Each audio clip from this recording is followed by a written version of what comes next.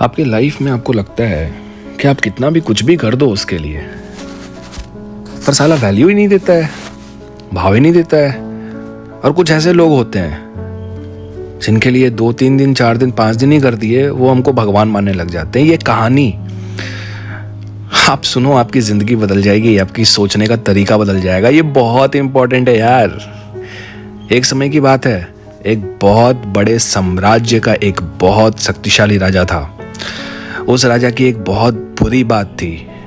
वो बुरी बात ये थी कि अगर उस राजा के शासन में किसी से कोई गलती हो जाती थी ना, तो उसकी सजा सिर्फ एक ही थी। उस राजा के पास 10 जंगली कुत्ते थे और वो राजा उस गलती करने वाले आदमी को उन जंगली कुत्तों के सामने डाल देता था। वो कुत्ते उस इंसान को बहुत बुरी मौत देते थे यार, बहुत दर्दनाक। सोचो, उस इंसान को इस तरह तड़पा तड़पा कर मारते थे वो राजा, उसका मांस फाड़ देते थे, उस इंसान को बहुत दर्दनाक मौत मिलती थी। तो गलती चाहे किसी से भी हो, सबकी सजा यही थी। इसलिए सब उस राज्य में बड़े खौफ से रहते थे।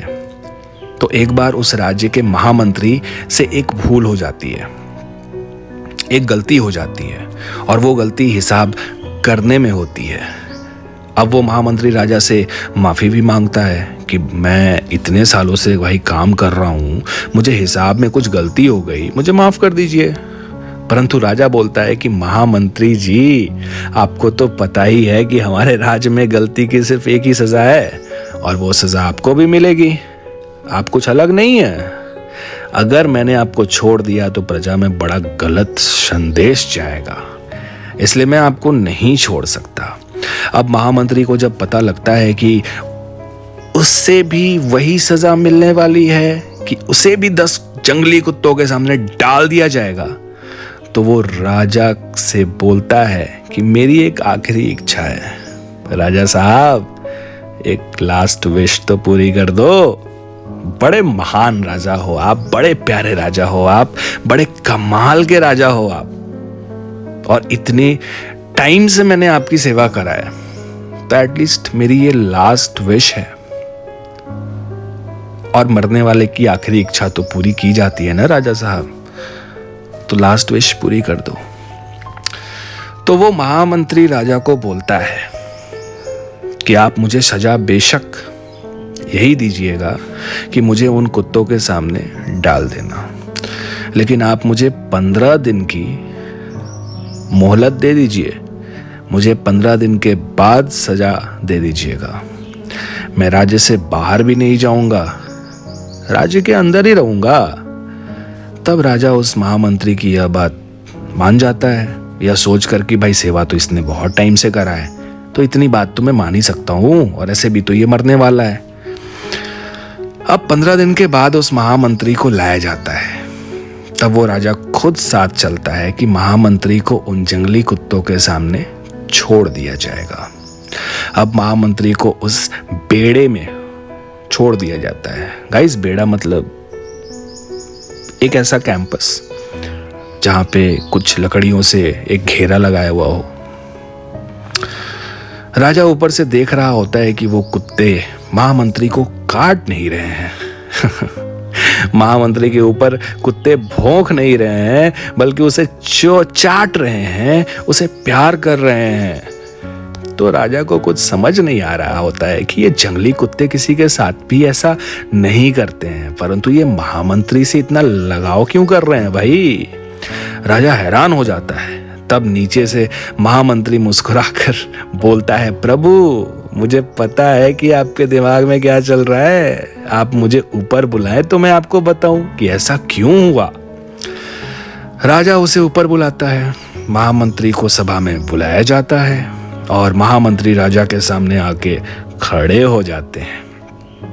तब वो महामंत्री बताता है कि जो आपने मुझे 15 दिन की मोहलत दी थी ना जनाब, उन 15 दिनों में मैं इन कुत्तों की बहुत सेवा करी, इनके साथ एक रिश्ता बनाया, इनको नहलाया, इनको खाना खिलाया, अपने हाथों से इनके साथ में रहा, इनके साथ खेलते कूदते हुए हमारी दोस्ती हो गई, इसलिए अब ये कुत्ते मुझे नुकसान नहीं पहुंचाएंगे।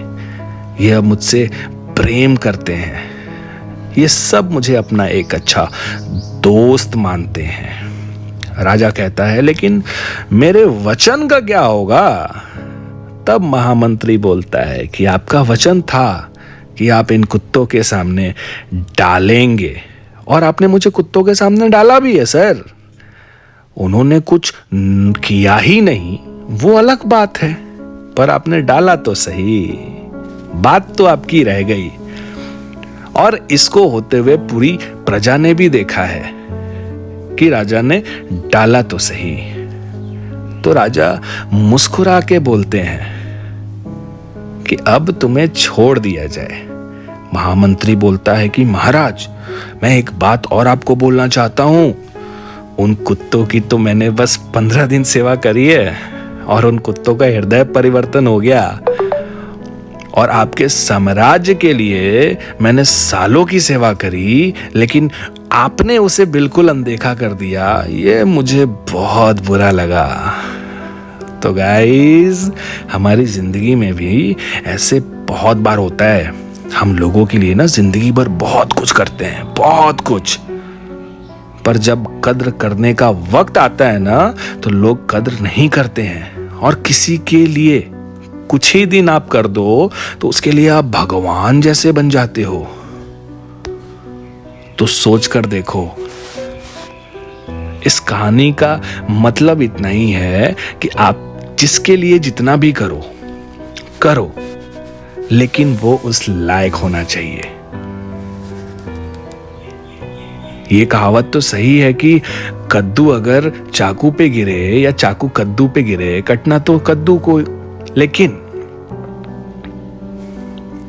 ये कहावत सिर्फ कद्दू और चाकू पे ही रह जाता है।